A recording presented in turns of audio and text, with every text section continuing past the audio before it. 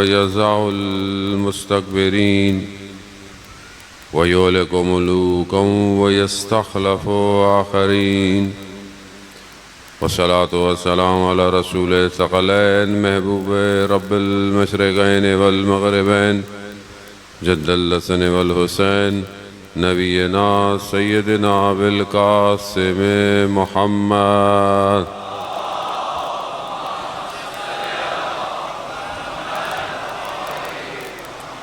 وعلى آله الطيبين الطاهرين المعصومين لا سيما بقية الله في الأرضين روحي وأرواحنا لتراب مقدم الفداء ولعنة الله على أعدائهم أجمعين بسم الله الرحمن الرحيم رب اشرح لي صدري ويسر لي أمري واحلل عقدة من لساني يفقهوا قولي أما بعد فقد قال الله سبحانه وتعالى في كتاب الحكيم والقرآن المجيد بسم الله الرحمن الرحيم إذا جاء نصر الله والفتح ورأيت الناس يدخلون في دين الله أفواجا فسبح بحمد ربك واستغفر إنه كان توابا صلوات بيد محمد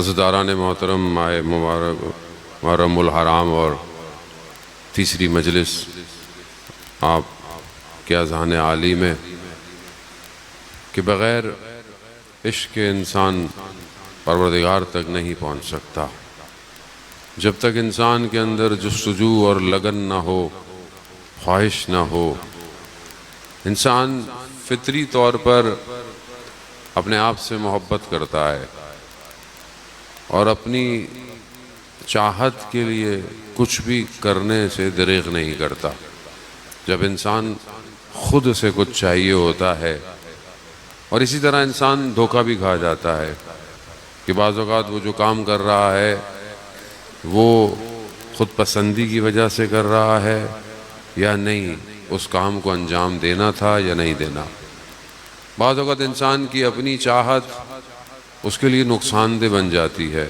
بعض اوقات انسان کی اپنی چاہتیں دوسروں کو بھی نقصان دیتی ہے وہ انسان اپنی چاہت میں اتنا خود غرض ہو جاتا ہے کہ وہ اپنے اطراف کو بھول جاتا ہے وہ اپنی خواہش پر اتنا محکم ہو جاتا ہے کہ بھول جاتا ہے کہ وہاں اس کی اکیلی ذات بلکہ اجتماعی ذات ہے انفرادی نہیں ہے اسی لیے انسان کو اپنی محبت سے باہر نکالنے کے لیے ایک ایسی محبت رکھی گئی کہ جس کی خاطر وہ اپنی تمام محبتوں کو چھوڑ دے خداوند متعال نے حدیث معراج آپ جانتے ہیں کہ حضرت محمد مصطفیٰ صلی اللہ علیہ وآلہ صلی اللہ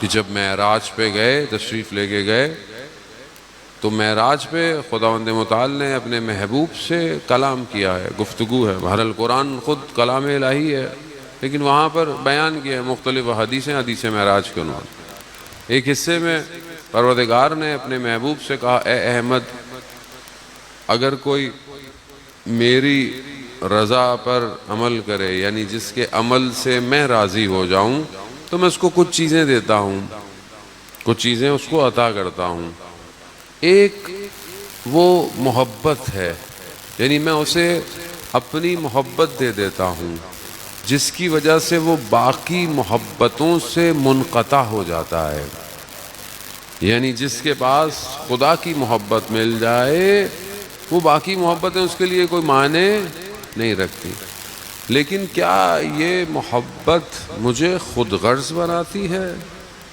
یا پھر مجھے معاشرے کے لیے ایک فرد بناتی ہے فرق ہے میری باتوں کا میں مجھے محبت ہے مجھے کچھ نہیں کرنا مثال کے طور پر ایک شخص اللہ کی محبت کی خاطر اللہ کی خاطر مثلا نماز پڑھتا ہے عبادت کرتا ہے کوئی کام کرتا ہے لیکن اس کے کام کرنے سے شاید کسی کو تکلیف ہو رہی ہو یا مطلب ایک شخص ڈوب رہا ہے لیکن وہ کہتا نہیں میرے تو نماز پڑھنی ہے مجھے تو اللہ سے محبت ہے میں تو اللہ کو سجدے کروں گا ڈوب رہا ہے ڈوب جبکہ اسلام یا اللہ کی محبت یہ نہیں کہتی کہ اگر کوئی ڈوب رہا ہے، کسی کی جان خطرے میں ہے، تو اپنی نماز بھی تم چھوڑ سکتے ہو اس کو بچانے کے لیے۔ تو یہاں فرق ہے، الہی محبت جب تک اس کے وجود میں صحیح طرح آئے گی تب، اور خدا کی محبت ایسی نہیں ہے کہ مثلا دنیا کی محبت کی طرح، میں بعض اوقات دنیا کی کسی محبت میں گرفتار ہوں، کسی چیز کی محبت میں، کسی فرد کی محبت میں، تو ہو سکتا ہے میں باقی چیزوں سے غافل ہو جاؤں، یعنی بس مجھے تو یہ چیز حاصل کرنی ہے، مجھے تو یہ چیز چاہیے، اب اس چاہنے کے لیے چاہے کسی کا نقصان کروں، چاہے کسی کا حق ماروں، چاہے کسی کو تکلیف دوں، مجھے اس سے کوئی غرض نہیں ہے، مجھے اپنی محبت حاصل کرنی ہے، مجھے اپنی چاہت حاصل کرنی ہے۔ اب یہ فرق ہے دنیا کی محبت میں، دنیا کی چاہت میں، اور خدا کی چاہت، کہ جو خدا کی محبت کے لیے آگے بڑھتا ہے وہ ہو ہی نہیں سکتا کہ جو خالق کو راضی کرے اور مخلوق کو ناراض کر دے، پاسبل نہیں ہے۔ اب اسی لیے فرق ہے کہ کیا ہم عشق الہی میں اپنے آپ کو وارد کرنا چاہتے ہیں کہ نہیں چاہتے۔ یہی وہ واحد چیز ہے کہ جو معاشرے کو بھی صحیح کر سکتی ہے، خدا کی خاطر چھوڑ دینا، خدا کی خاطر عمل کرنا، خدا کی خاطر معاف کر دینا، خدا کی خاطر۔ اب یہ کب آئے گا؟ کہ جب خدا سے محبت ہوگی، اور جب خدا سے محبت نہیں ہے، بعض اوقات انسان عمل بھی کر رہا ہے، عبادت بھی کر رہا ہے، نمازیں بھی پڑھ رہا ہے، مگر اس کے بعد کیا کر رہا ہے؟ جھوٹ بھی بول رہا ہے، چوری بھی کر رہا ہے، سارے کام کر رہا ہے۔ اس کا مطلب ہے ابھی وہ محبت میں گرفتار نہیں ہوا، وہ ایک ظاہر انجام دے رہا ہے، ایک سادی زندگی گزار رہا ہے۔ عاشق ایسا نہیں ہے جسے عشق ہو جاتا ہے، ظاہری دنیا کے اندر بھی کسی کو کسی سے عشق ہو جائے، ماں باپ سے انسان محبت کرتا ہے، تو اس کے اثرات کیسے، آپ کیسے بتائیں گے کہ آپ اپنے والدین سے محبت کرتے ہیں؟ جیسا والدین چاہتے ہیں انسان ویسا اپنے آپ کو بنا دیتا ہے، وہ یہ ان سے محبت کا تقاضا ہے۔ دنیاوی محبت میں اگر انسان مجازی محبت میں گرفتار ہو جائے تو جیسا اس کا محبوب چاہتا ہے وہ ویسا اپنے آپ کو بنانا کوشش کرتا ہے، اس کے رنگ میں اپنے آپ کو ڈھالائے، اس کی پسند کو اپنی پسند قرار دے۔ وہ یہ ہے کہ نہیں ہے؟ تو یہ کیسے ہو سکتا ہے کہ جب حقیقی محبت ہے، عشق حقیقی ہے، اس کا رنگ میرے اوپر نہیں آ رہا، الہی رنگ میرے وجود میں نہیں ڈھل رہا؟ کیوں؟ کیونکہ میں ابھی تک اس محبت میں وارد نہیں ہوا۔ سید الشہداء عشق الہی ہے، کربلا عشق کا کعبہ ہے، محبت وہاں سب کچھ خدا کے لیے ہے، جوان بیٹا بھی خدا کے لیے، 6 مہینے کا بچہ بھی خدا کے لیے، سب کچھ خدا کے لیے، پورا کنبہ دے دیا خدا کے لیے، اسیر ہو گئے خدا کے لیے۔ اور اسی لیے کہ وہ محبت اتنے اوج پر تھی اور وہ اتنا عشق جو تھا، وہ اس کے اثرات آج تک دنیا کے اوپر مرتب ہو رہے ہیں۔ کہیں پر بھی محبت میں لین دین نہیں ہے کہ میں محبت کروں گا تو مجھے کیا ملے گا، ایسا کچھ نہیں ہے۔ سید الشہداء نے کسی مقام پر خدا کی بارگاہ میں شکوہ نہیں کیا، کہیں تکلیف کا اظہار نہیں کیا، حتیٰ کسی کربلا کے بچے نے تکلیف کا اظہار نہیں کیا کہ ہمارے ساتھ کیا ہو گیا، نہیں کیا۔ کیوں؟ کیونکہ معاملہ الہی ہے، نظام الہی ہے، سسٹم الہی ہے۔ اس کو ہمیں اپنی زندگی میں شامل کرنا ہے عزیزان محترم۔ ہم اپنی پریکٹیکل زندگی میں دیکھیں کہ ہماری پریکٹیکل زندگی اللہ کی طرف بڑھنے میں ہیلپ کر رہی ہے کہ نہیں کر رہی ہے؟ چاہے آپ کی عبادت ہو، چاہے آپ کے سوشل کام ہو، چاہے آپ کا پروفیشن ہو، چاہے آپ کے اجتماعی چیزیں ہوں، چاہے آپ کی مذہبی اوکیشنز ہوں، چاہے مجلس ہو، جلوس ہو، عزاداری ہو، یہ اللہ کی طرف لے کے جا رہی ہے کہ نہیں لے کے جا رہی؟ مثلا میں سبیل لگائی ہے، سبیل کس لیے ہے؟ وہ امام حسین کی خاطر ہے، امام حسین کی یاد کو تازہ کریں، وہ پانی پلائیں، پیاسوں کو پانی پلائیں۔ سبیل کام کیا ہے؟ وہ امام حسین راضی ہوں، مگر امام حسین ایسے کسی کام سے راضی ہو سکتے ہیں کہ سبیل کے اطراف میں رہنے والے لوگ ناراضی ہوں؟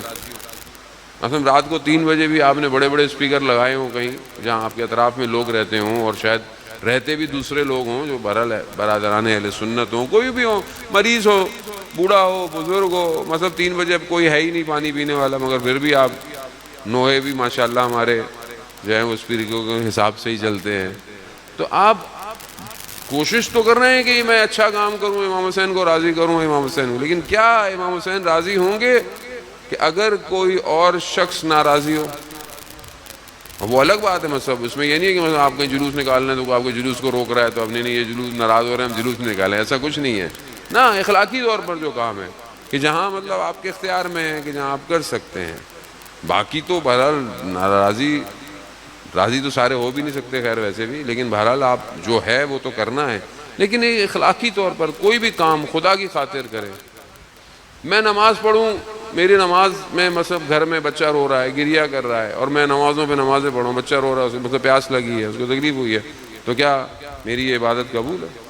صدر اسلام کا واقعہ ہے جان محترم۔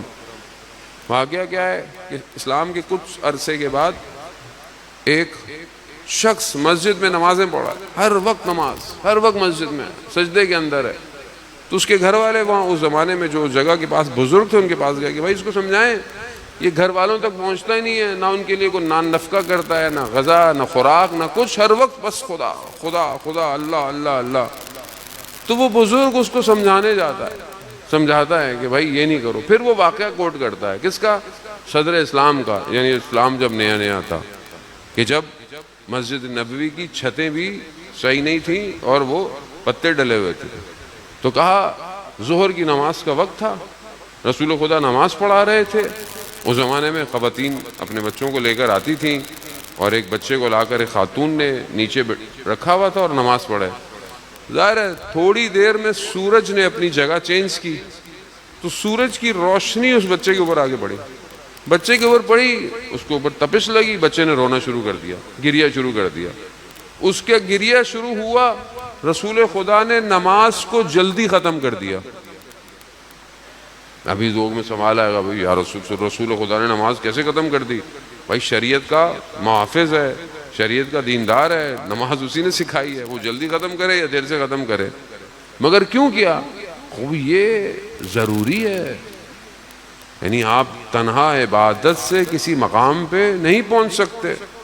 ایک انسان گھر میں تہجد پڑھا، لوگوں کو ٹکرے مارتا ہوا جا رہا ہے، بتاتا ہوا جا رہا ہے تکبیر بھائی کو نماز پڑھو، نماز ایسے تھوڑی نماز ہوتی ہے۔ بچے کو ڈا رہے ہیں، اٹھو اٹھو اٹھو اٹھو، اٹھتا نہیں ہے، کسی کام کا نہیں ہے، جہنم میں جائے گا، ایسے تھوڑی جائے گا وہ جنت میں۔ اللہ ہمیں اٹھاتا ہے ایسے؟ ہم بھی تو کبھی سو جاتے ہیں، انسان دیر سویر ہوتی ہے، خدا کی طرف سے آتا ہے کوئی ملائکہ کی طرف سے؟ ایک نہیں آتا، ملائکہ آتے ہیں آہستہ سے اٹھاتے ہیں۔ ہم ایسے اپنے بچوں کے ساتھ گھر میں کرتے ہیں؟ پیار سے، محبت سے، بیٹا اٹھ جاؤ، بیٹا نماز کا وقت، بیٹا یہی کام آئے گا۔ خب یہ کیسے ہے؟ میں خود پڑھ رہا ہوں تو باقی ایسی نماز قبول نہیں ہے۔ تو اس بزرگ نے کہا کہ جب رسول خدا گھر کی خاطر، بچے کی خاطر نماز جلدی ختم کر سکتے ہیں، تو تمہاری یہ مسجد میں نمازیں کیسے قبول ہوں جب تمہارے گھر میں بچے بھوکے بیٹھے ہوئے ہوں گے؟ نہیں ہے قبول۔ یہاں یعنی عبادت فردی نہیں ہے، ضروری ہے، لیکن اکیلے کی عبادت سے معاشرہ پرواز نہیں چڑھے گا۔ اس لیے تو مذہب اسلام میں اقیم الصلاۃ کہا گیا ہے کہ نماز کو قائم کرو، برپا کرو، پڑھو نہیں، پڑھ تو اکیلے بھی سکتے ہو، قائم کرو، سب پڑھیں، اور سب تب پڑھیں گے جب آپ کے پاس حکومت ہوگی، آپ کے پاس جگہ ہوگی۔ نماز قائم کرنا مطلب ایک کونے پہ شراب بک رہی ہے، لوگ نہ کیسے یہ کیسی نماز ہے؟ یہ کیسی نماز ہے کہ جو معاشرے میں برائی ہو رہی ہے؟ خوب اقیم الصلاۃ یعنی نماز کو قائم کرو، قائم کرنے کے لیے سسٹم چاہیے، اور ظاہر ہے ہر نبی کے پاس سسٹم نہیں تھا، اس لیے اولو العزم پیغمبر زیادہ تر جن کے پاس شریعت تھی انہی کے پاس آیا۔ تو یہاں فرد اکیلا اپنی عبادت سے معاشرے کو کمال پہ نہیں لے کے جا سکتا۔ میں ایک اور مثال، لوگ حج کر کے واپس آئے، امام باقر علیہ السلام کا دور ہے، صلی اللہ علیہ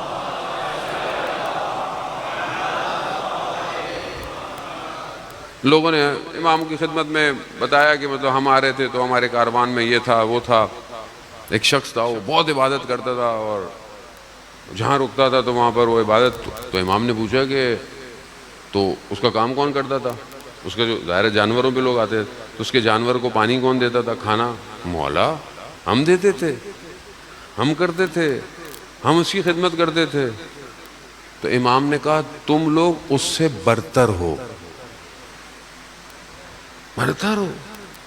یعنی ایسی عبادت کا کوئی فائدہ نہیں جو دوسرے کو تکلیف میں ڈالے، جو دوسرے سے کام کروائے. انسان خود کرے. یہاں فردیت اجتماعیت کے ساتھ ہے. آپ اکیلے نیکی کر کر کمال پہ نہیں پہنچ سکتے. قرآن بھی ذکر کر رہا ہے ایسے قوموں کا کہ جہاں پر عذاب آیا، جہاں پر ملائکہ نے کہا کہ پروردگار یہاں تو کچھ لوگ ہیں جو نیکیاں کرتے ہیں. کہا ان کی نیکیوں کا کوئی فائدہ نہیں ہے. کیوں؟ کیونکہ یہ نیکیاں اکیلے کر رہے ہیں، یہ برائی کو روک نہیں رہے معاشرے میں. تو کیا ہم اپنے اجتماع کو برائی سے دور کرنے کے لیے، نیکیوں کو پھیلانے کے لیے کوئی پلاننگ ہے، کوئی کام ہے؟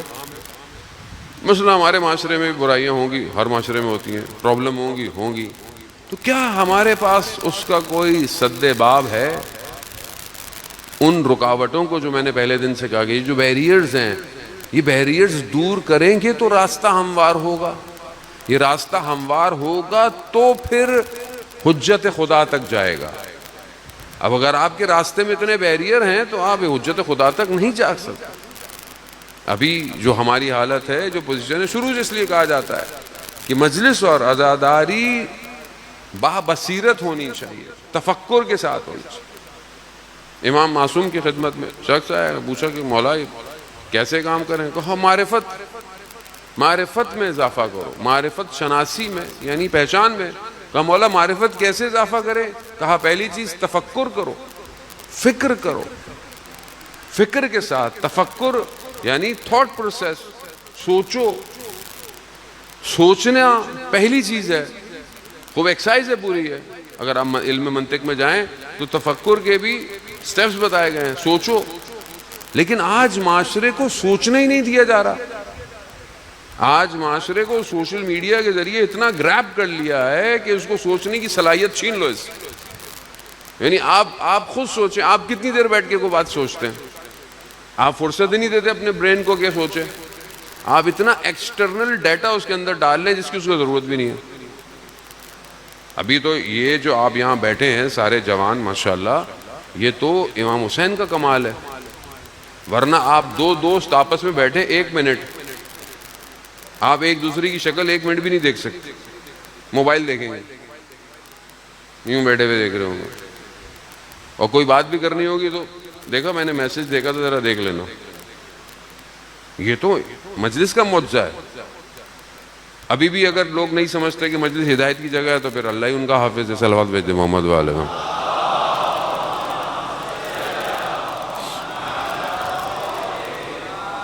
عزیزان محترم، یہ بہت ضروری ہے. فکر کرنا، تفکر کرنا، سوچنا، برین کو ایکٹیو کرنا.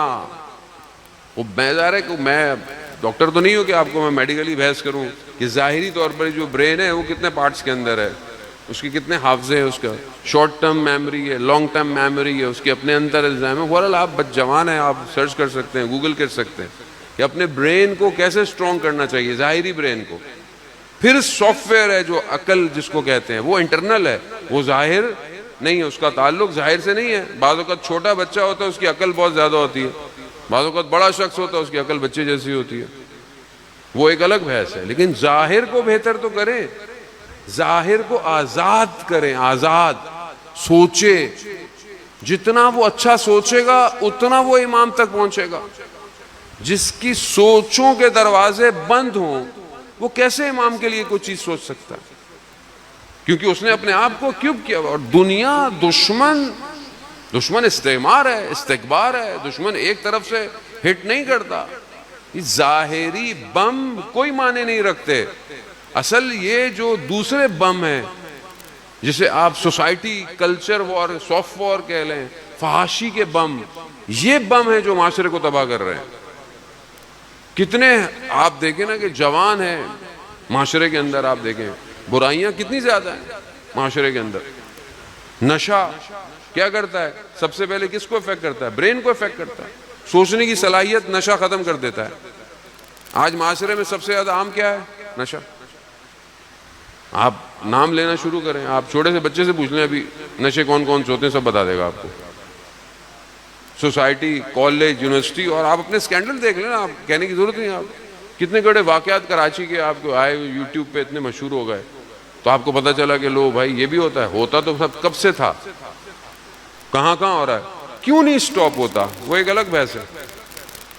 لیکن میں شخص ہوتے ہوئے تو اپنے آپ کو بہت ساری چیزوں سے دور میں کم از کم اپنی سوسائٹی کو تو دور کر سکتا ہوں، معاشرے کو دور کر سکتا ہوں، محلے کو دور کر سکتا ہوں۔ مجھے پتا چلے میرا دوست کوئی خدا نہ خواستہ نشے کی لعنت میں گرفتار ہے، میں کم از کم اس کا ساتھ دے سکتا ہوں، اس کا علاج کرا سکتا ہوں، سمجھا سکتا ہوں۔ کیونکہ دشمن ہر طرف سے تفکر کو ڈیفیوز کرنا چاہتا ہے، سوچو نہیں، سوچنے کی صلاحیت نہیں ہو۔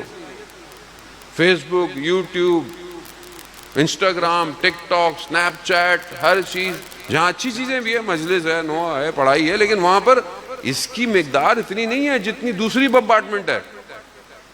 اور وہ کیا کر رہی ہے؟ وہ برین کو ضائع کر رہی ہے، زائل کر دیتی ہے، سوچ نہیں رہے آپ۔ اب ہر وقت نیگیٹیوٹی ہے۔ اب نفس، شیطان کو آپ، ابلیس کو میں نے پہلے بھی کہا دشمن شناسی بہت ضروری ہے۔ ابلیس ایکسپرٹ ہے، کبھی بھی دشمن کو ہلکا نہیں لینا چاہیے، اور خاص طور پر ابلیس کو تو بالکل نہیں لینا چاہیے، ایکسپرٹ ہے۔ شیطان، دشمن شناسی اتنا مہم چیپٹر ہے، اتنا امپورٹنٹ چیپٹر ہے مجلس اور عزاداری کا، کہ وہ جو ٹائم تھا خاص طور پر خلفاء کا، بنی امیہ بنی عباس کا ٹائم زون تھا، سب سے جو چیز ڈیفیوز کی گئی وہ دشمن شناسی تھی۔ دشمن کون ہے نہیں بتاؤ، دشمن ہے ہی نہیں، دوسری گفتگو میں قوم کو لگا دو۔ تو جب آپ دشمن ہے ہی کوئی نہیں، تو پھر آپ کو پتہ کیسے چلے گا مجھے لڑنا کس سے؟ اس لیے امام خمینی کا مشہور جملہ ہے، امام خمینی کہتے ہیں کہ دشمن کا ہونا ضروری ہے تاکہ تم تقویت اختیار کر سکو، طاقت۔ کہا کیوں؟ کہا جیسے بیڈمنٹن کھیلنے کے لیے اگر سامنے کھیلنے والا نہ ہو تو تم کھیل ہی نہیں سکتے، دشمن ہوگا تو تم اپنے آپ کو طاقتور کرو گے۔ اب اگر تمہیں پتہ ہی نہیں ہے تمہارا کوئی دشمن ہے، معاشرے میں کوئی دشمن ہے، ذہنیت کا دشمن ہے، آئیڈیالوجی کا دشمن ہے، قوم کا دشمن ہے، پاکستان کا دشمن ہے، اسلام کا دشمن ہے، کسی کو پتہ ہی نہیں ہے، جب پتہ ہی نہیں ہے تو پھر تم کچھ بھی نہیں کرو گے۔ پہلی چیز تفکر ایکٹیویٹ کرے، سوچیں۔ دوسری چیز عبادت، اور بغیر تفکر کے عبادت قبول نہیں۔ اللہ اکبر، سجدے پورے ہو گئے، اڑ گئے، کھڑے ہو گئے، فکر نہیں، سوچیں۔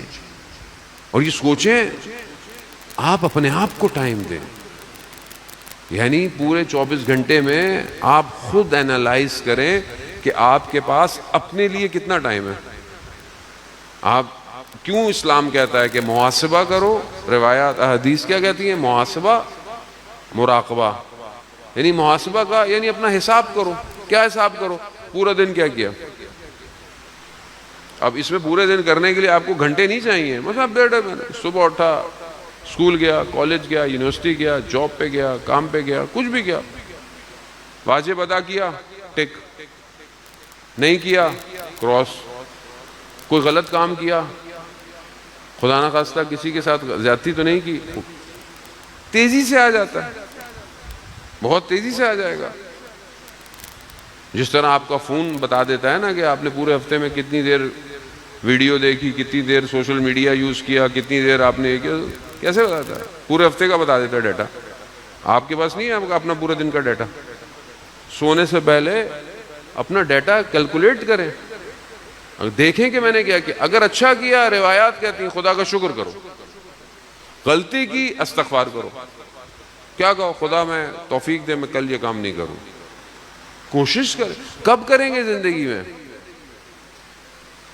جب زندگی ختم ہو جائے گی تب موقع، جب روح قبض ہونے والی ہو اس ٹائم کچھ نہیں ہو سکتا، اس ٹائم آپ کے سامنے آپ کی زندگی کا سکور کارڈ آ جاتا ہے، رپورٹ کارڈ آ گئی، اب کیا کریں گے؟ اب افسوس اب کوئی افسوس نہیں سکتا۔ اسی لیے بہت ضروری ہے عزیزان محترم، شارٹ کٹ ظاہری دنیا کی کامیابی میں ہو سکتا ہے کامیاب ہو جائے، لیکن ہمیشہ نہیں ہو سکتا۔ محنت، اسٹرگل ضروری ہے سوسائٹی میں، لیکن دین میں، دین جو ہے وہ آپ کو ایسے آپشن دیتا ہے کہ آپ چھوٹی سی نیکی کر کر خدا کی بارگاہ میں مقرب ہو سکتے ہیں. دین آپشن دیتا ہے. بعض اوقات ایک پتھر ہٹا دیں راستے سے, اس پتھر ہٹانے سے خدا آپ کے لیے آپ کے مرتبے کو بڑھا سکتا ہے. خدا کے لیے اس لیے حدیث و روایات میں ہے کہ کسی بھی نیکی کو چھوٹا مت سمجھو, ہو سکتا ہے یہی نیکی تمہیں جنت میں لے جائے. اور کسی گناہ کو بھی چھوٹا مت سمجھو, کیونکہ ہو سکتا ہے وہ چھوٹا گناہ تمہیں جہنم میں لے کے چلا جائے. ہوتا ہے نا, یہ تو چھوٹا تھا. عزیزان محترم, روز قیامت میں حضرت علی ابن ابی طالب علیہ السلام,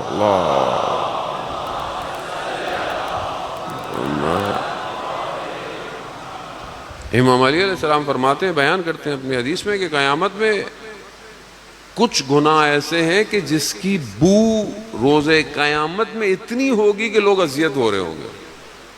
گناہوں کی بو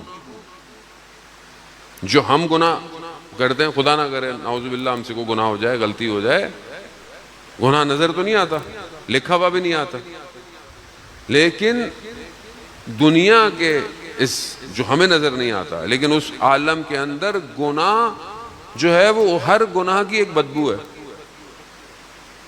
جیسے مثال اگر آپ کے لباس میں خدا نہ خواستہ کچھ لگ جائے, کوئی کھانے کی چیز ہو, مثال کے طور آپ نے پیاز کھایا ہو اور آپ نے دانت صاف نہیں کیا ہو, تو آپ قریب سے گزرے, لہسن کھایا ہو, تو کیا پتہ چلے گا؟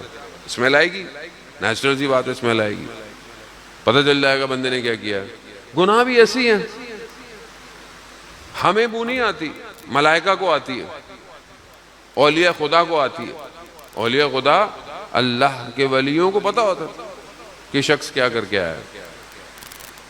قیامت میں بھی کچھ گناہ ایسے ہیں جس کی بو سے باقی لوگ بھی بیزار ہوں گے.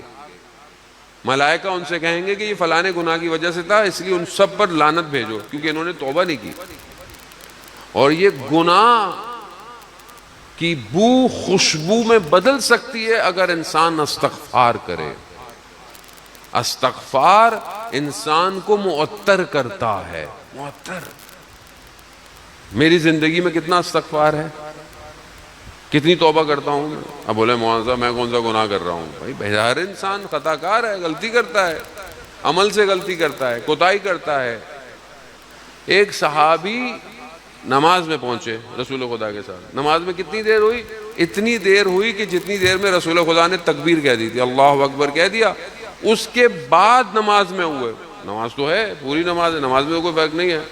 بعد میں انہوں نے کہا کہ یا رسول اللہ, اگر میں ایک غلام آزاد کرا دوں تو کیا یہ جو میری تاخیر ہوئی ہے, کیا اس سے یہ کور ہو جائے گی, پوری ہو جائے گی؟ کہا نہیں. کہا یا رسول اللہ 2 غلام آزاد کر دوں؟ کہا نہیں.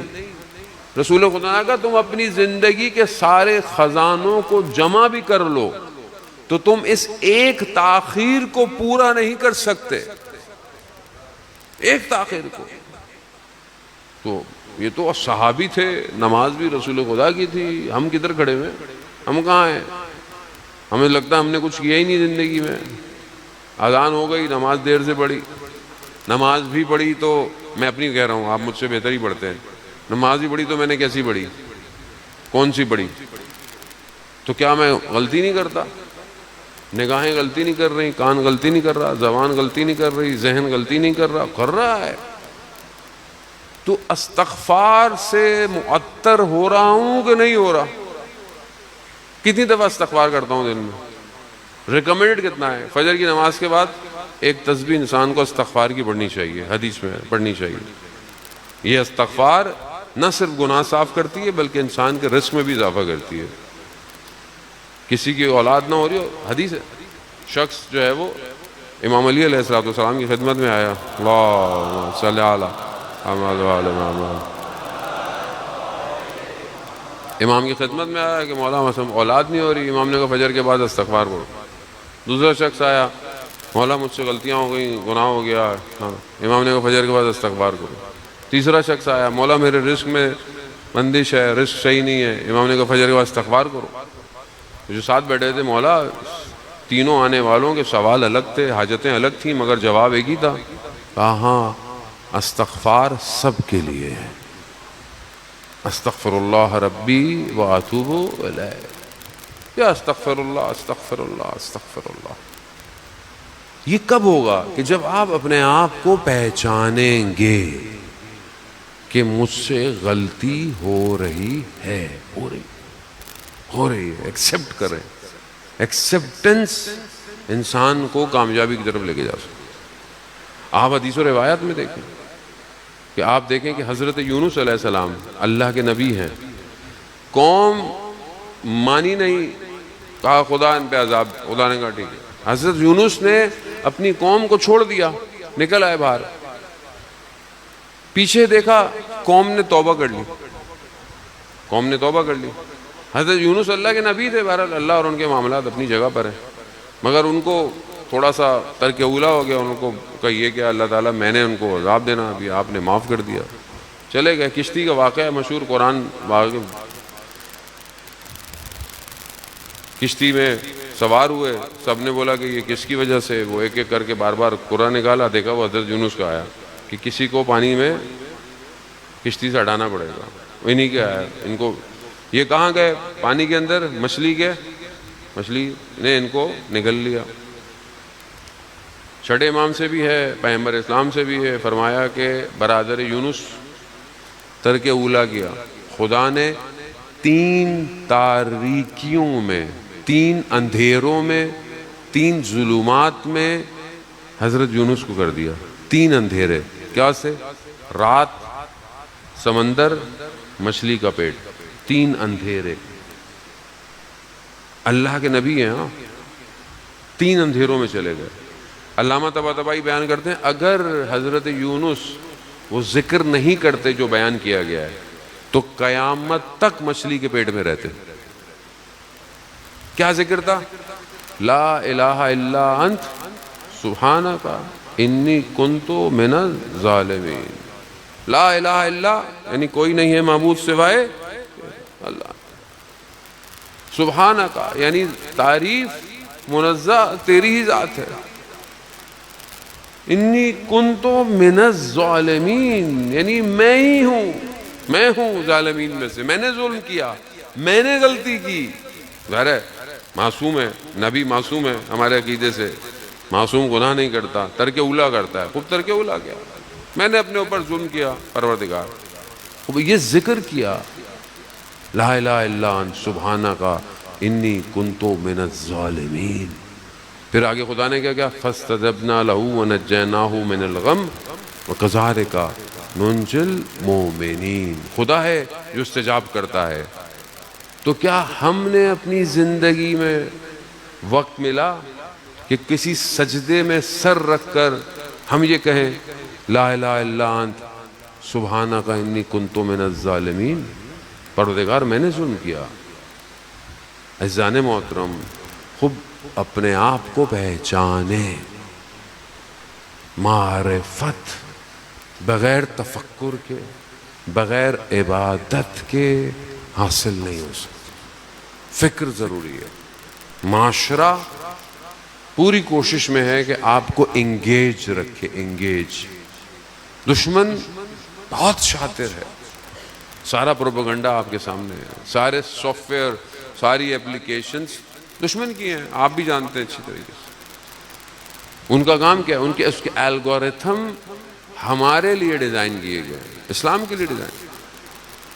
دشمن انسانیت کا دشمن ہے، صرف اسلام کا دشمن نہیں ہے، انسانیت کا دشمن. تو آج ہم کیا اس طرف بڑھ رہے ہیں کہ کیونکہ بہرحال ہمیں اس راستے کو ہموار کرنا ہے اور اپنے امام تک پہنچنا ہے. کربلا امام تک پہنچنے کی دعوت ہے. سید الشہداء حل من ناصر ینصرنا، ہے کوئی میری مدد کرنے والا؟ کیوں امام نے یہ استغاثہ جب سب چلے گئے تب بلند کیا؟ تاکہ قیامت تک یہ آواز گونجتی رہے. حل من ناصر ینصر، ہے کوئی میری مدد کرنے والا؟ تو جو امام تک پہنچنا چاہتا ہے اسے لبیک کہنا پڑے گا اور آگے بڑھنا پڑے گا. آج یہ ہونے والے واقعات، یہ حادثات، یہ کوئی کسی جگہ کے حادثے نہیں ہیں. یہ جو ایران کے ساتھ اور اسرائیل اور یہ سب جو واقعہ ہوا، اور پوری دنیا اسرائیل کا سپورٹ کر رہی ہے، اسرائیل کے ساتھ آپ کے سامنے ویسٹرن الائز ہیں، سب کچھ ہے، ساری طاقتیں ہیں، مسلمان ہیں، بہرحال جتنے مسلمان ساتھ دے سکتے تھے انہوں نے دیا، جس میں پاکستان سر فہرست ہے۔ پاکستان نے بہرحال ان کے ساتھ اپنی آوازوں کو بلند کیا۔ لیکن یہ معرکہ کسی ملک کا نہیں ہے، یہ حق اور باطل کا معرکہ ہے۔ ایک طرف پرچم اسلام ہے، دوسری طرف جو ہے وہ پرچم کفر ہے۔ وہی ہے، یعنی خیبر، ایک طرف خیبر کا قلعہ ہے اور دوسری طرف عالم اسلام ہے، اور بات وہی ہے کہ اس وقت بھی پرچم کس کو دیا؟ رسول خدا نے، کہ کیا میں پرچم اس کو دوں گا جو کرار ہوگا اور غیر۔ آج بھی پرچم اس کے پاس ہے جو کرار اور حیدر قرار کا ماننے والا ہے۔ کربلا کربلا کربلا کربلا کربلا کربلا کربلا کربلا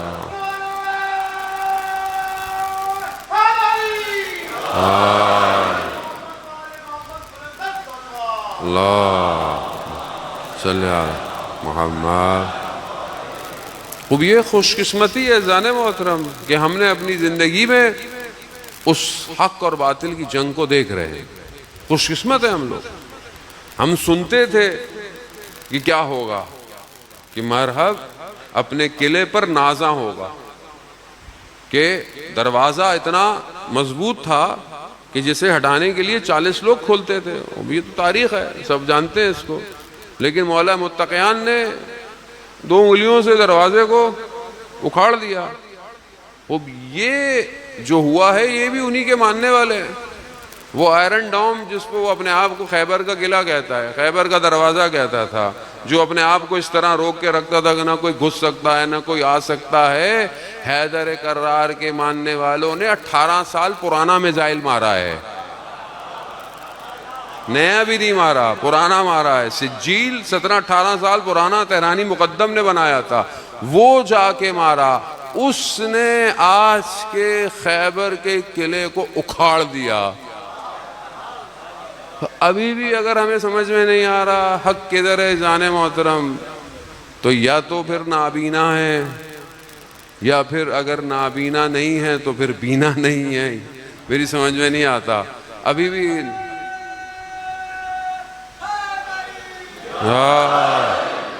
اور جب بہرحال ہماری حکومت، ہماری مملکت، ہمارا بہرحال پارلیمنٹ، وزیر دفاع، خود وزیر اعظم، جب سب سپورٹ کر رہے ہیں اس حالت کے اندر، اور سب فرقہ، کوئی فرقہ واریت نہیں ہے، سب کچھ ہے، سب جانتے ہیں کہ اس ٹائم عالم اسلام کا پرچم جو ہے وہ سید علی خامنائی حفظ اللہ کے پاس ہے، تو پھر بہرحال اس کو قبول کریں۔ اور اگر کچھ عناصر درمیان میں پیدا ہوتے ہیں کہ جیسے بہرحال بعض جگہوں پر لوگ خبریں ملتی ہیں کہ لوگ بہرحال ایسی باتیں کرتے ہیں، چیزیں کرتے ہیں کچھ، تو یہ بہرحال 1-2 لوگوں سے آپ ظاہر ہے پورے معاشرے کو جج نہیں کر سکتے۔ وہ شخصیتیں اتنی بڑی ہیں کہ جسے دشمن کئی سالوں سے مٹانا چاہتا ہے، مگر جسے خدا حفاظت کرے اسے کوئی مٹا نہیں سکتا۔ اور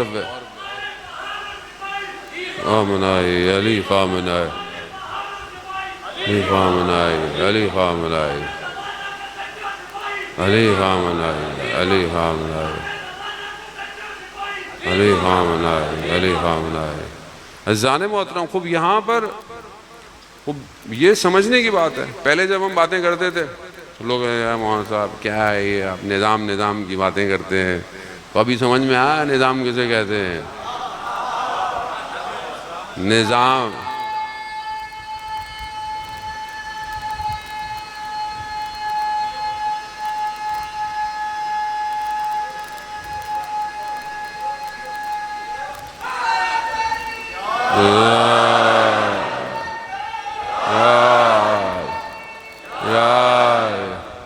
ہم نے تو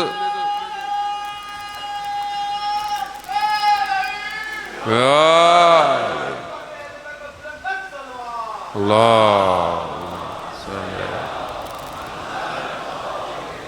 عزیزان، یہ توفیق الہی ہے، ہر کوئی سمجھ نہیں سکتا. نہ زبردستی سمجھانا ہے کسی کو بھائی، ضرورت بھی نہیں ہے. کاروان پورا ہے، لشکر بھرا ہوا ہے، ضرورت نہیں ہے کسی کی، اپنی ضرورت ہے. اگر کامیاب ہونا ہے تو لشکر میں شامل ہو جاؤ، نہیں شامل ہونا تو کھڑے رہو، دیکھتے رہو. پہلے بھی لوگ تماشا دیکھ رہے تھے، آج بھی دیکھ رہے ہیں. تو کسی کو کوئی زبردستی نہیں ہے، جتنا سمجھ میں آتا ہے اتنا لے لیں، نہ کوئی زبردستی ہے. عزیزان محترم، ابھی پہلے بھی کہتے تھے اور ابھی بھی یہی کہتے ہیں. نہ کوئی اناد ہے، نہ کہ بعض اوقات ہمارے لوگ جذباتی ہو جاتے ہیں، یار اتنا کچھ ہو گیا، فلانے نے کچھ نہیں بولا، فلانے نے کچھ نہیں بولا، مسئلہ نہیں. معرفت کی بات ہے اور حقیقت کی بات ہے. روز قیامت میں بہرحال کہیں نہ کہیں اپنا حصہ ڈالنا ہے. سر کچھ تو کہیں گے کہ ہم نے کیا کیا، اور یہ اللہ کی خاطر ہے، امام کی خاطر ہے. اگر تو کوئی اور لشکر ہے امام زمانہ تک جانے کے لیے بتا دیجئے، بسم اللہ. نہیں ہے تو شامل ہو جائیں. شامل نہیں ہو سکتے تو دعا دیں. دعا نہیں دے سکتے تو کم از کم پھر خاموش رہیں تو زیادہ بہتر ہے. عزیزان محترم، عزیزان محترم، یہ کارواں الہی کارواں ہے. یہ کارواں سید الشہداء کے چاہنے والوں کا کارواں ہے. یہاں پر جان ہتھیلی پہ رکھی جاتی ہے. یہاں پر سر کٹوانا افتخار سمجھا جاتا ہے. یہاں بدن کی کوئی قیمت نہیں ہے. یہاں تو جو وہ راضی ہو جائیں وہ راضی ہو جائیں. امیری حسین و نعم الامیر. چھوٹا سا بچہ جس کا باپ بھی شہید ہو گیا کربلا میں، امام کے پاس آیا اور کہا مولا مجھے جانے دیں. کہا نہیں، تمہارے والد شہید ہو، کافی ہے. کہا تم اپنی ماں کا سہارا بنو. کہا میری ماں ہی نے مجھے بھیجا ہے. اور جب وہ گیا تو اس نے یہ رجس کیا پڑھا، یعنی جب اس نے اپنا تعارف کروایا تو اپنا کیا تعارف کرایا، امیری حسین و نعم الامیر. یعنی اپنی میری کوئی تعریف نہیں ہے، میرا امیر حسین ہے، امیر حسین ہے. اس کاروان کی بھی یہی خاصیت ہے، اس کا اپنا کچھ نہیں ہے. یہ سب امام خمینی کا مشہور جملہ ہے، ما ہمیں چیز داریم از محرم و سفر است. جو کچھ ہمارے پاس ہے محرم اور سفر کی وجہ سے ہے. یہی درس گاہ ہے، اسی نے اٹھایا ہے، اسی نے رول ماڈل بنائے. جو اس جگہ سے اٹھتا ہے اس کے بدن کٹ جائیں مگر اس کا نظریہ زندہ رہتا ہے. یہی کربلا ہے جانے مولا. جیسے کیسے لوگ راستوں میں سید الشہداء کے آئے. امام حسین مجلس کا یہی تو کمال ہے. ایک تو اس کے بہت سارے ثواب ہیں، وہ اپنی جگہ پر ہے، لیکن جو حدیث و روایات پیش کرتی ہیں کہ جتنی دیر مجلس میں شخص بیٹھا ہوتا ہے اس کا نفس تسبیح کر رہا ہوتا ہے، نفس تسبیح کر رہا ہے.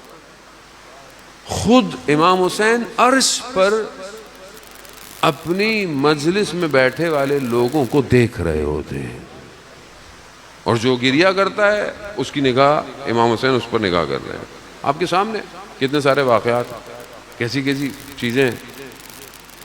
علامہ تقی جعفری کا مشہور واقعہ، بہت بڑے فلاسفر تھے، بہت بڑے فلاسفر، یونیورسٹی برلن پتہ نہیں کہاں لیکچر، تہران کی یونیورسٹی میں. ہمارے استاد حجت الاسلام مسلمین ڈاکٹر رفیع، وہ کہتے ہیں کہ ہم نے ان سے ٹائم مانگا فلانی یونیورسٹی کے لیے، ہمدان یونیورسٹی کے لیے، غالباً یہ لیکچر کے لیے ہمیں ٹائم چاہیے محرم.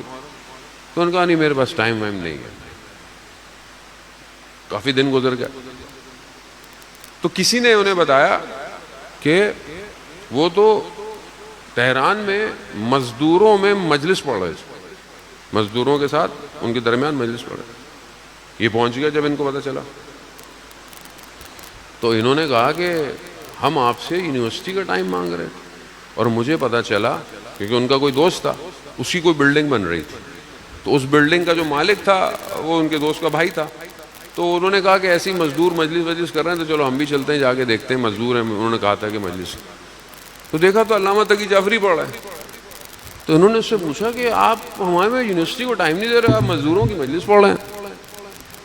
تو انہوں نے کہا کہ میں روڈ سے گزر رہا، روڈ کراس کر رہا، یہ مزدور میرے پاس آئے، کہا شیخ، وہ تو نہیں جانتے تھے کون ہے یہ، کہا شیخ ہم مزدور ہیں، بلڈنگ میں کام کر رہے ہیں، محرم آ گیا ہے، ہم اپنے گھروں کو جا نہیں سکتے، ہم نے اپنے مالک سے پوچھا ہے تو اس نے بولا کسی ایک کمرے کو کالے کپڑے لگا لو اور اسی کو امام بارگاہ بنا لو تھوڑے دنوں کے لیے۔ تو کہا ہم نے کالے کپڑے لگا دیے، اب ہمارے پاس ممبر ہے، ممبر ہی نہیں ہے، یعنی ہم نے بنا تو لیا لیکن وہاں پر پڑھنے والا کوئی نہیں ہے۔ تو شیخ اگر تم روز آ کر ہمیں کچھ مجلس پڑھ دیا کرو، وہ علامہ تقی جعفری ہے، اب مزدوروں کو بتا۔ علامہ کہتے ہیں کہ میں نے دل میں یہ سوچا کہ اگر کوئی میری زندگی میں مجلس قبول ہوگی تو یہی ہوگی، کیونکہ یہ مجھے نہیں جانتے، یہ مجھے نہیں جانتے تو یہ بس اس خلوص کے ساتھ آئے۔ تو کہا میں کیا، میں مجلس پڑھنا شروع۔ اجزان موت، امام حسین نیتوں کو دیکھتے ہیں۔ ہمارے لیے ہوتا ہے نا جی بڑی مجلس، چھوٹی مجلس، نیاز والی مجلس، فلانی مجلس، نا، ہم خود پھنسے ہوئے ہیں ان چیزوں میں، ہم آپ کو کیا بتائیں۔ ہم سمجھتے ہیں بڑا رش ہوگا تو وہ مجلس قبول ہوگی، ایسا کچھ نہیں ہے۔ ہم ہے نا بڑا اتنے لوگ بیٹھے ہیں جی کیا بات ہے، ایک شخص بیٹھا ہو، ایک رو رہا ہو اور ایک رلا رہا ہو، بس مجلس قبول ہے۔ بڑے بڑے آیت اللہوں کی زندگی میں جو مجلس انہوں نے بچوں میں پڑھی ہے، کہتے ہیں وہ مجلسیں قبول ہو گئے، مجلس ہو گئے۔ امام حسین کا معاملہ الگ ہے، اجزان موت۔ حسین کریم ہے، امام حسین کسی کو چھوڑتے نہیں ہیں۔ آپ یہ جو آتے ہیں چل کر، کوئی چیز سب آپ کو واپس ملے گا، دنیا میں بھی آخرت میں۔ امام کا کارواں جا رہا ہے راستے سے، زہیر ابن کین دوسرے مسلک کا ہے، امام کے خیمے ادھر لگتے ہیں تو اس کے خیمے کہیں ادھر، ہر جگہ قریب قریب میں خیمے لگے۔ ایک جگہ پر یہ اپنے خیمے میں بیٹھا ہے، دسترخوان، غلام آیا، کہا امام حسین کا قاصد آیا ہے۔ کہتے نوالا اس کے ہاتھ میں تھا، وہیں رک گیا۔ اپنی زوجہ سے کہا کہ وہی ہوا جس کا مجھے ڈر تھا۔ کہا کیا ہوا؟ کہا اگر امام حسین نے مجھے بلا لیا تو پھر میں رک نہیں پاؤں گا۔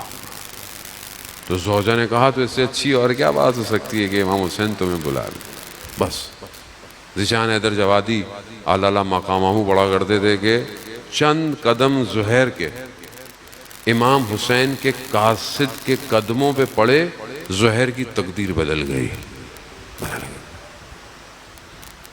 زہیر واپس آیا، واپس آئے، کہا سب تم چلے جاؤ، سب کو تاجر، فائنینشلی سٹرونگ، پیسہ سب چھوڑ، سب جاؤ۔ زوجہ کو کہا تم بھی جاؤ، چھوڑو، چلے گئے۔ وقت گزر گیا، روز عاشور آ گئی، ایک ایک کر کے سب گرنے لگے۔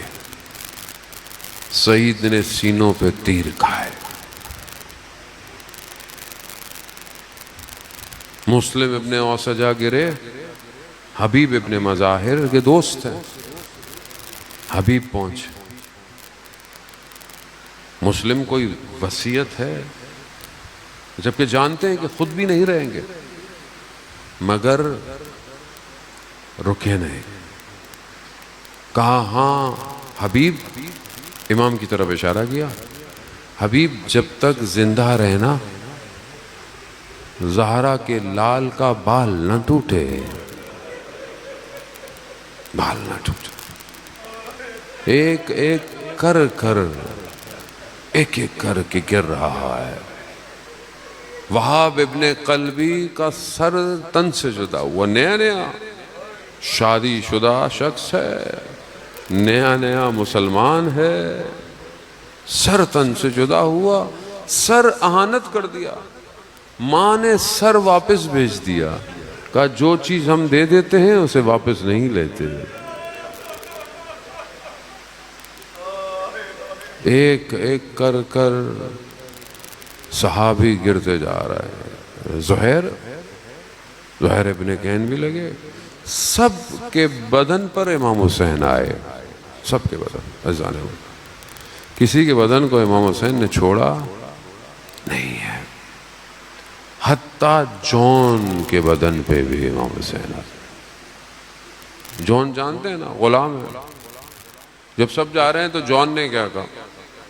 جون نے کہا مولا مجھے بھی جانتے ہیں۔ امام نے کہا نہیں جون تم جاؤ، چلے جاؤ آزاد۔ تو جون نے عجیب جملے کہے، کہا مولا آپ مجھے اس لیے نہیں جانے دے رہے کہ میرا رنگ سیاہ ہے، میرے بدن سے خوشبو نہیں آتی ہے، میرا نسب اچھا نہیں ہے۔ یہ جملہ کہا نا، تو کہا بھی کس سے؟ حسین سے۔ امام حسین نے کہا جون جاؤ۔ جب جانے لگے نا تو کہا پروردگار جون کے چہرے کو روشن کر دے، اس کے بدن کو معطر کر دے، اس کے نسب کو ہمارے نسب سے قرار دے۔ اتنی بڑی دعا۔ اور جب جون گرے ہیں تو جون نے محسوس کیا اپنے رخسار پر گرمی کو۔ کیا دیکھا؟ جب آنکھ کھلی دیکھا امام حسین نے اپنے رخساروں کو جون کے رخسار پہ رکھا ہوا ہے۔ جون اپنے آپ کو دنیا کا خوش قسمت ترین شخص سمجھ رہے ہیں کہ حسین نے اپنے چہرے کو میرے چہرے پر رکھا ہوا ہے۔ اللہ عزاداران، ایسے امام حسین کے یہ صحابی گئے۔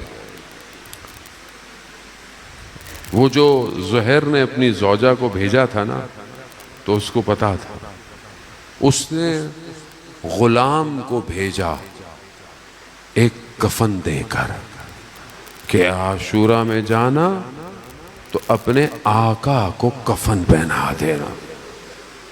اب علماء بیان کرتے ہیں کہ اب وہ انتظار کر رہی ہے، بس چند جملے التماس سے دعا، انتظار کر رہی ہے کہ یہ واپس آئے گا۔ دیکھا اس نے دھول اٹھی ہے، آ رہا ہے، واپس آیا تو کیا دیکھا؟ کفن اس کے پاس ہے۔ اس نے کہا تم نے اپنے آقا کو کفن نہیں دیا؟ تو آگے سے کہتا ہے میں کفن ایک تھا، لاشیں بہت سارے تھے۔ ہاں زاداران محترم، یہ تو سید الساجدین جانتے ہیں کہ جو 13 محرم کو آئے نا اجازت امامت سے، بدن نہیں ہے، بنی اسد کو نہیں پتا یہ کس کا بدن ہے، یہ کس کا بدن ہے۔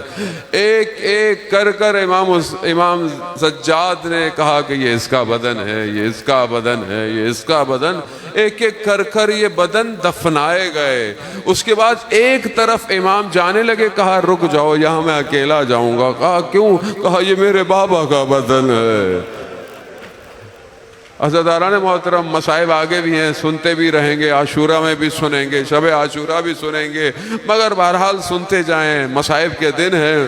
امام کا جملہ مقاتل میں بیان ہوتا ہے، امام نے اپنے بابا کے بدن کو اٹھایا نہیں ہے، باقی بدن اٹھائے گئے، اٹھا کے رکھے گئے، ڈالے گئے، امام نے اپنے بابا کے بدن کو اٹھایا نہیں۔